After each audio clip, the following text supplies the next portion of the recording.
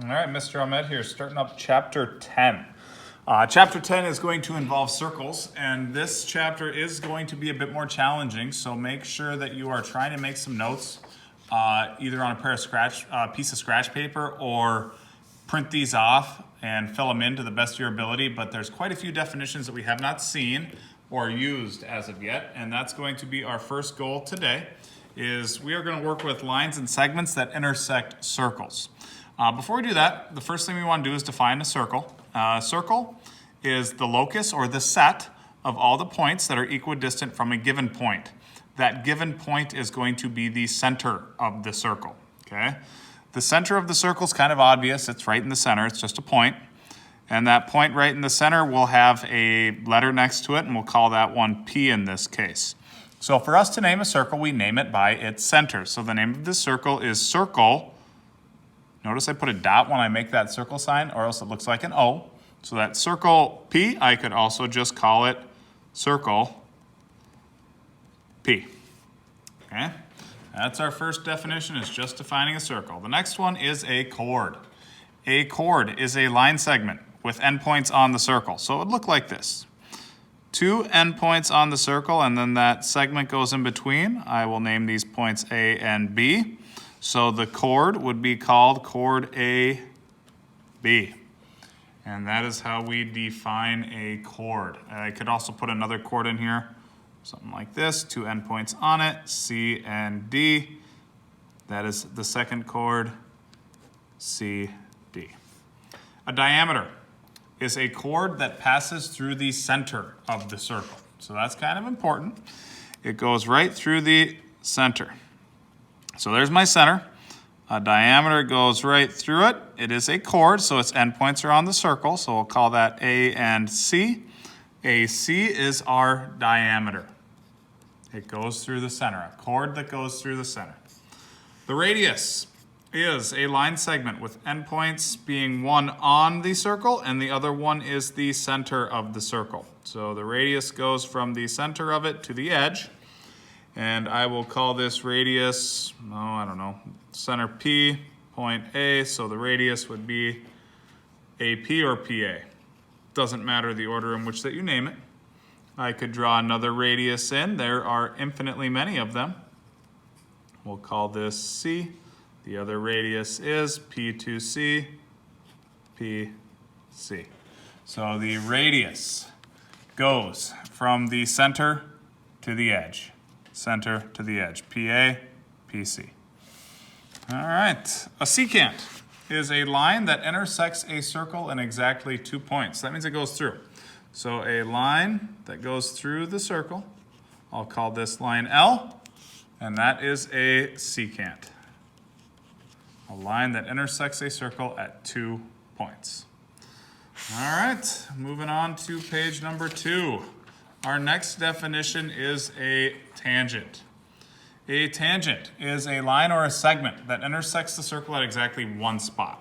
So in this line, it's going to go right by the circle and just barely touch it. And it only touches it at one spot. So that spot is called the point of tangency. In this case, I'm going to name that point X. So point X is the point of tangency. That's where that line just touches it at one spot. And we'll call this line, P. So the tangent would be line P. I could also name it as a segment. If I just had a point here to here, a X, that is also considered a tangent. It can be a ray as well, really anything. But it just touches it at one spot. So a tangent barely touches the circle. So, hopping into examples. We just really need to know the notation and how to name things correctly. So our first one just says to name the circle. We name the circle by its center, so we'd call this circle E, or I could draw the little circle sign, E, either option. Next step says to name 2 radii, so any 2. I'm going to go with EC and EF. Goes from the center to the edge, center to the edge. Name 2 radii. Example 2 says to name a diameter. So the diameter is a chord that goes from edge to edge through the center. So our only diameter option is AB. Next step, name a radius. We got choices here. Radius, center to the edge, center to the edge, center to the edge. So there's 3 options. I'll take XA. Now the next one says to name all the chords. So, kind of tricky here. Chord goes from edge to edge. It's a segment, so AC is one of them. BC is another. And finally, we cannot forget the diameter. That is also a chord. It is BA. It's just a special chord. Okay? Name the tangent. So the tangent flies by the circle.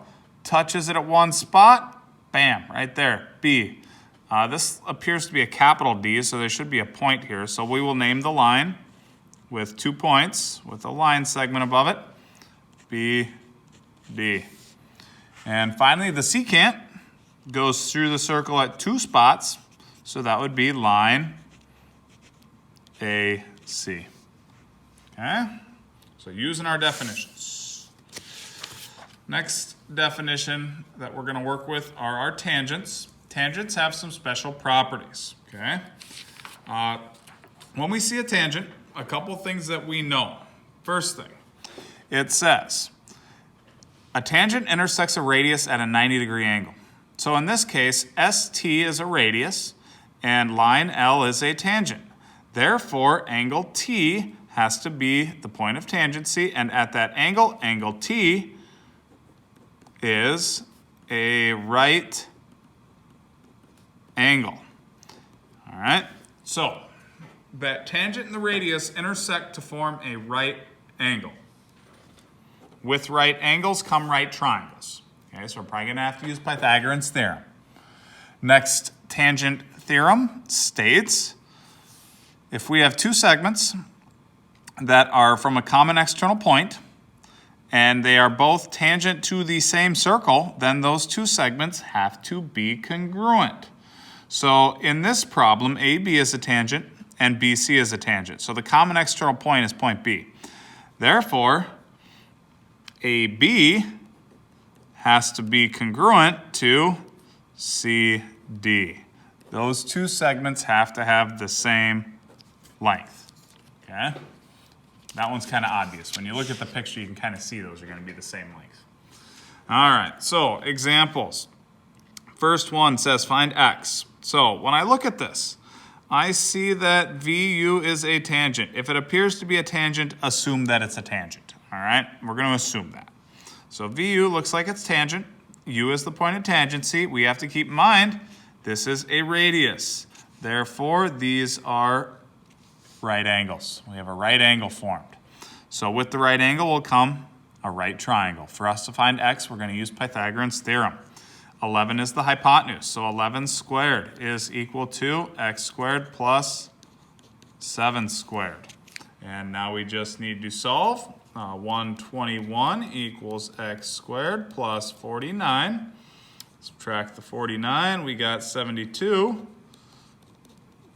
Take the square root of both sides, and we get 6 times the square root of 2 if you reduce the radical, or it's approximately 8.48.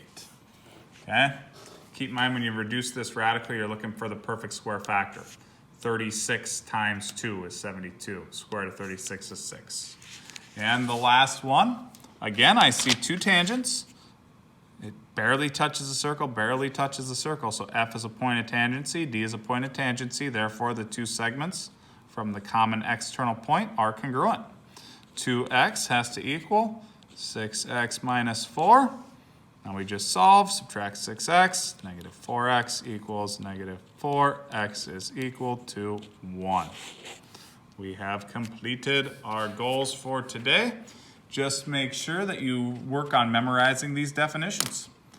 Have a good evening.